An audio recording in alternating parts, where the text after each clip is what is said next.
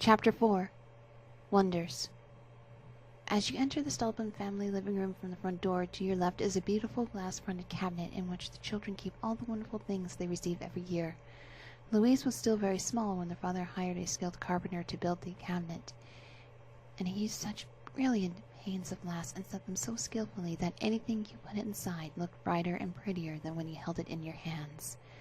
And the highest shelf, too high for Fritz and Marie to reach, were Godfather Drosselmeyer's works of art. On the shelf below were the picture books, and the two shelves below that Fritz and Marie could put whatever they wanted, though it always happened that Marie put her dolls on the bottom shelf, and Fritz quartered his soldiers on the shelf above it. And so tonight Fritz put his hussars in the second shelf, and Marie moved Madame Trudy out of the way to make room for her new doll in the beautifully furnished room and invited herself in for sweets. As I have said, the room was very beautifully furnished, and that's the truth. I do not know whether you, my attentive listener, have such a nice miniature flower print sofa, charming little chairs, an adorable tea table, and, best of all, a bed with a bright and shiny frame for your most beautiful dolls to rest on. Everything stood in the cabinet's corner, where the walls were papered with colorful little pictures, and you can well imagine that the new doll Marie had received, whose name was Madame Clairette, as Marie had learned that evening, was quite content with her quarters. It was now very late, almost midnight, and Godfather Drosselmeyer had long since gone home, but the children did not want to leave the cabinet, so their mother had to remind them that it was time for bed. "You're right," Fritz said finally. "The poor fellows," referring to his hussars, "want a little peace and quiet, and they do not dare nod off while I'm still around." And so Fritz scampered off. But Marie said, "Just a little while longer, just a minute. Leave me here, Mama. I have some things to take care of, and since I'll finish, I'll go straight to bed." Marie was a trustworthy child, so her mother knew she would leave her alone with toys without any worry. Still, she was concerned that Marie might be distracted by her new doll and other new toys, that she might forget to put out the lights before leaving, so Mrs. Stolpen extinguished all the lights except for that one that hung from the middle of the ceiling, which cast a gentle, graceful light into the room. "Come to bed soon, dear, or you won't be able to get up on time," she called as she left for her bedroom. Once Marie was alone, she hurried to do what had been on her mind, something that she was not sure why she had not been able to mention to her mother earlier. She carried the injured Nutcracker to the table and gently set him there, where she unwrapped her makeshift bandages to see the wound. The Nutcracker was very pale, but he smiled a kind, sad smile that wrenched her heart. "Oh, Nutcracker," she said softly, "I know Fritz hurt you badly, but he didn't mean any harm. It's just that his wild soldier's life has made him a little hard-hearted, but otherwise he's a very good boy. I promise I'll take very good care of you until you're healthy and happy and can use your teeth and stand your shoulders straight. Godfather Drosselmeyer will fix you up. He knows all about." Marie could not finish what she had started saying because she had said the name Drosselmeyer. Nutcracker's face had turned up in disgust, and his eyes shot green sparks. But just as she became frightened, Nutcracker looked at her with his kind, sad smile again. Marie realized that the awful face she had seen was only a trick of the light caused by the flickering lamp above. "I'm not a silly girl who gets scared so easily, who thinks that a wooden doll can make faces," Marie told herself, "but I love Nutcracker because he's so funny and kind, which is why he must be looked after, which is proper." So Marie took her friend the Nutcracker into her arms and took him to the glass-front cabinet, where she knelt down in front of it. "I request, Miss Clairette, that you give up your bed to the injured Nutcracker and manage with the sofa as well as you can. Remember, you're quite healthy and full of energy, because otherwise you'd not be able to have such round cheeks, and anyway, very few dolls, even the most beautiful, have such a comfortable sofa."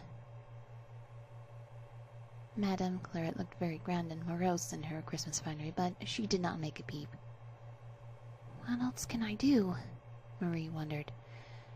She took the bed out of the cabinet and gently laid Nutcracker upon it, still wrapped in a beautiful waist sash from his sore shoulders to above his nose.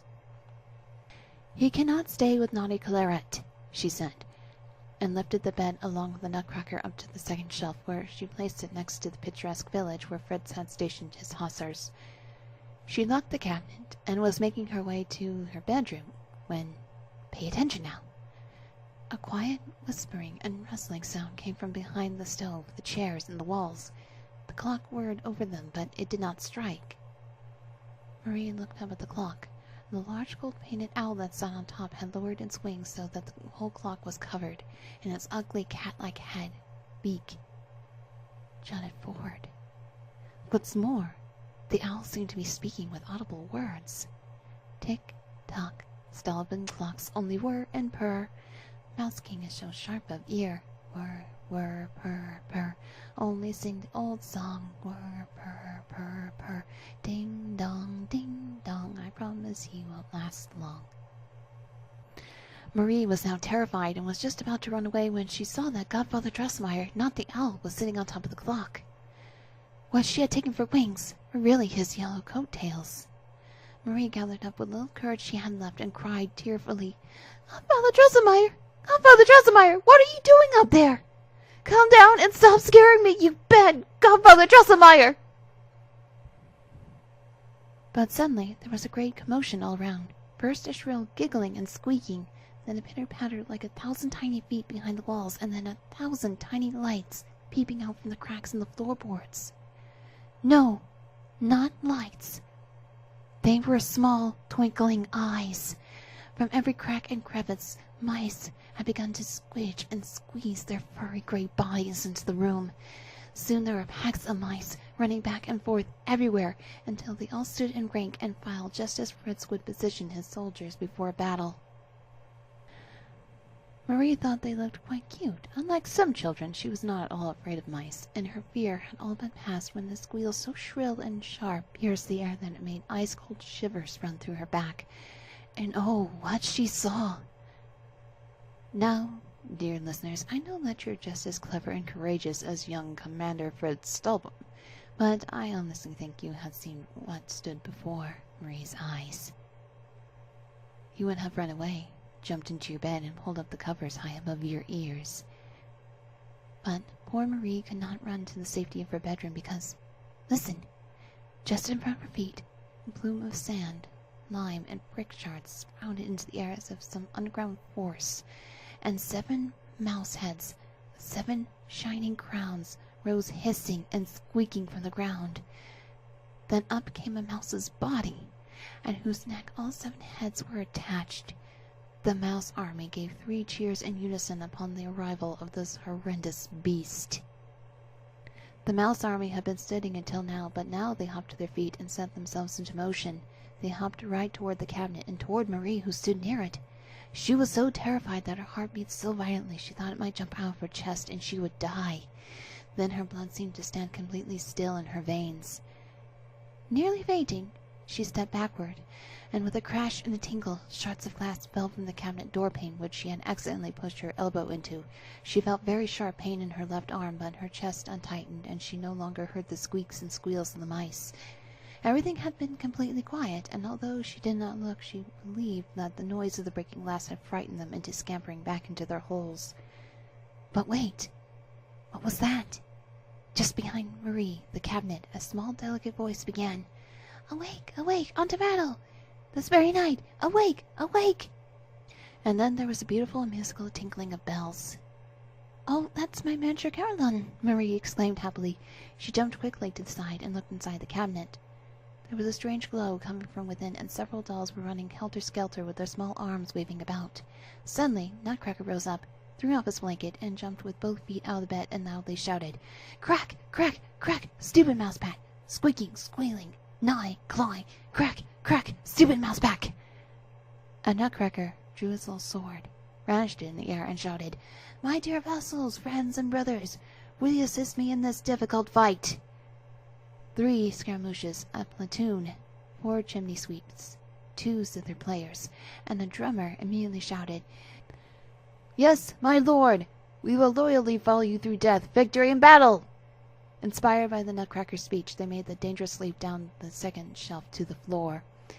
They were not all hurt because not only were they dressed in soft wool and silk, there wasn't much inside other than cotton and sawdust, so they plopped down like little sacks of wool.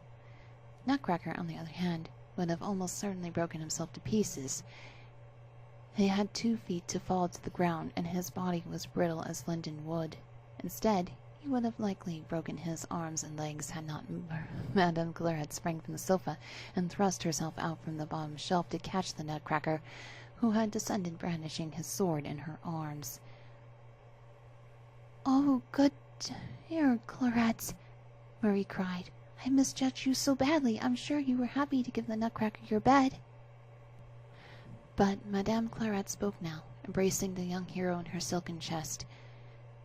"Please, my lord, as injured and sick as you are, do not go into battle. See how your courageous vassals are ready to fight, and how certainly our victory. Scaramouche, platoon, chimney sweep, zither player, and drummer are already down, and you can see that the standard bearers on my shelf are moving. Please, my lord, either rest in my arms or watch your victory from the brim of my feathered hat." Thus Clairette spoke, but Nutcracker refused to be still, and kicked his legs until she had no choice but to put him down. Nutcracker politely bowed on one knee and said, "My lady, I will always remember your grace and compassion in combat and strife." Then Clairette bent down so she could take Nutcracker by the arm. She gently lifted him up, quickly took off her sequined cincture, and tried to put it around his shoulders as a cape. But he took 2 steps back, put his hand on his breast, and said solemnly, "Please do not waste your favors on me, my lady, because—" He paused, then tore off the ribbon that Marie had put about his shoulders and pressed it to his lips. He let it fall, and then hung from him like a field bandage. Brandishing his sword, he jumped as nimbly as a bird over the ledge of the bottom shelf and down to the floor. You have probably noticed, observant listener, that the Nutcracker had felt Marie's love and kindness before he was properly alive, which is why he preferred Marie's simple white ribbon over Clairette's, even though it was quite shiny and looked very pretty. And what now?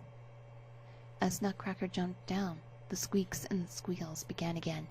What a noise! Under the big Christmas table the deadly hordes of mice waited, and over all of them the monstrous mouse with 7 heads loomed. What will happen next?